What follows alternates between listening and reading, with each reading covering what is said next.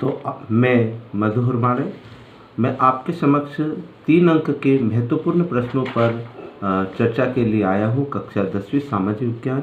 इन 3 अंक के प्रश्नों को आप बहुत अच्छे से याद करेंगे। तो आइए हम 3 अंक के प्रश्न जो आना है उस पर हम चर्चा करें।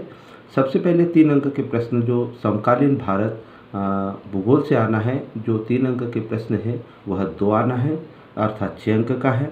उसके बाद उसके बाद जो 3 अंक के आना है, भारत एवं समकालीन विश्व जो इतिहास से है, 3 अंक के इस अध्याय से एक प्रश्न आना है। और उसके बाद लोकतांत्रिक राजनीति से 3 अंक का एक प्रश्न आना है, अर्थात 3 अंक के हमारे 4 प्रश्न होंगे जो कि 12 अंक के होंगे। आइए हम 12 अंक की तैयारी अध्याय वाइज करें। सबसे पहले हम बात करते हैं समकालीन भारत के भूगोल से जो 3 अंक के 2 प्रश्न आना है। तो सबसे पहला प्रश्न है ऊर्जा एवं ऊर्जा के संसाधन से 3 अंक का महत्वपूर्ण प्रश्न है। पहला है, हमें खनिज संरक्षण की आवश्यकता क्यों है। प्रश्न बनता है कि हमें खनिज संरक्षण की आवश्यकता क्यों है। तो उत्तर, हमें खनिज संरक्षण की आवश्यकता निम्न कारणों से है। पहला कारण कि खनिजों का जो भंडार है वह असीमित मात्रा में है। मतलब हम यहाँ पहला बिंदु लिखेंगे, खनिजों का भंडार सीमित मात्रा में है। दूसरा, खनिज बनाने में, खनिज जो बनते हैं प्राकृतिक संपदा है, खनिज बनने में अधिक समय लगता है। तीसरा है कि कुछ खनिज ऐसे हैं कि अल्प समय में या कम समय में समाप्त हो जाएंगे, इसीलिए हमें खनिजों का संरक्षण करने की आवश्यकता है। इस प्रकार से उत्तर आपको लिखना होगा। प्रश्न नंबर दूसरा, आग्नेय एवं कायांतरिक चट्टानों में खनिजों का निर्माण कैसे होता है। यह प्रश्न भी आने की संभावना है कि आग्नेय और कायांतरिक चट्टानों में खनिजों का निर्माण कैसे होता है। तो आपको ये बता दूं कि चट्टान, आपको 3 प्रकार की चट्टानें होती, सेल, आग्नेय सेल, ठीक है, कायांतरिक सेल और अवसादी सेल। लेकिन यहाँ पर प्रश्न आग्नेय सेल और मतलब कायांतरिक सेल में पूछा है। तो आपको बता दें कि आग्नेय सेल में जो खनिजों का निर्माण होता है, पहले आग्नेय सेल कठोर होती है और इसको खनिज जब निर्माण होता है तो इसमें अधिक समय लगता है। दूसरा, इसमें जो होते हैं सीसा, तांबा, अन्य खनिजों का, धात्विक खनिजों का निर्माण होता है और इन खनिजों को बनने में समय अधिक लगता है। तो यह भी प्रश्न इसी के आधार पर होगा। प्रश्न आता है, रेड हॉक खनिज क्या है।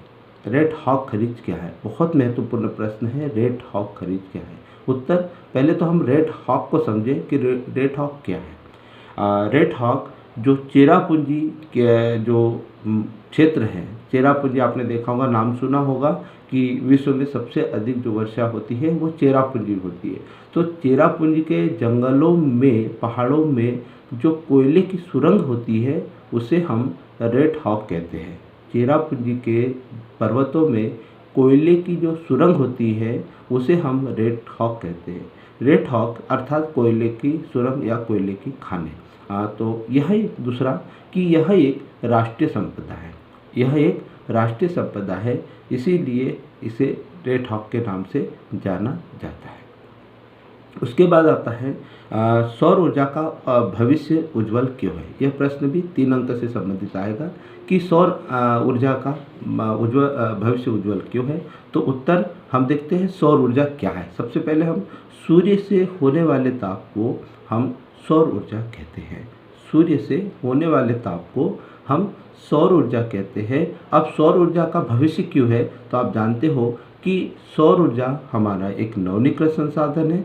हम इसको गर्मियों में, और सूर्य के प्रकाश, चूँकि हमारा देश उष्णकटिबंधीय है तो हमारे देश में सौर ऊर्जा पर्याप्त मात्रा में, प्रचुर मात्रा में पाई जाती है। अर्थात इस ऊर्जा से किसी भी प्रकार का अवशिष्ट पदार्थ या किसी प्रकार की ध्वनि, वायु प्रदूषण या अन्य प्रदूषण नहीं होते, इसीलिए सौर ऊर्जा का भविष्य हमारे लिए उज्जवल है।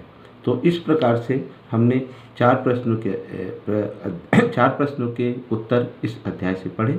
अब 3 अंक का एक अध्याय है विनिर्माण उद्योग। इससे भी 3 अंक के प्रश्न पूछे जाएंगे। तो सबसे पहले हम बात कर रहे हैं 3 अंक की कि औद्योगिक प्रदूषण या उद्योग प्रदूषण को रोकने के उपाय लिखिए। यह प्रश्न आ सकता है कि औद्योगिक प्रदूषण को रोकने के उपाय क्या है। तो आप सभी जानते हैं कि प्रदूषण जो वातावरण को दूषित करता है उसे प्रदूषण कहते हैं, और उद्योगों से होने वाले प्रदूषण को औद्योगिक प्रदूषण कहते हैं। तो 3 उपाय क्या हो सकते हैं।